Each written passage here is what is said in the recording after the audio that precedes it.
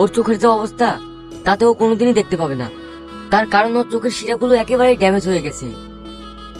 Doctor বাবু, তাহলে কি নয়, কেন সম্ভব নয় ডাক্তার বাবু?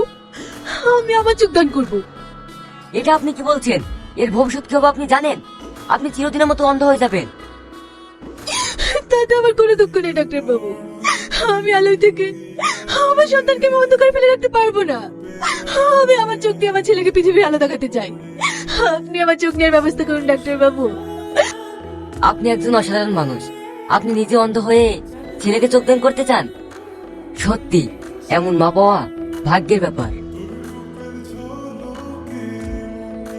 সিস্টার, সিস্টার, ওনাকে নিয়ে যাও আর পেশেন্টকে ওটিতে নিয়ে যাওয়ার ব্যবস্থা করো।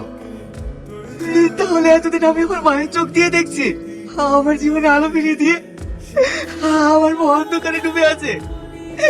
আর সেই মাকে আমি সি সি সি সি আমি এক্ষুনি আমার মায়ের কাছে যাবো। কোথায় যাচ্ছ তুমি?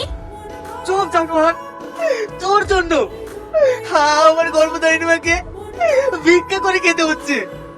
সরে যা, তোর কোনো কথা শুনতে চাইনি আমি। আমার মা আমাকে অনেকবার চিঠি পাঠিয়েছে, তুই আমাকে একবারও দিসনি। তুই মানুষ, সরে যা, আমার চোখের সামনে থেকে সরে যা। ওগো, আমার ভুল হয়ে গেছে, আমাকে ক্ষমা করে দাও। আমাকে তোমার সঙ্গে নিয়ে চলো। মা, আমি ফিরে এসেছি।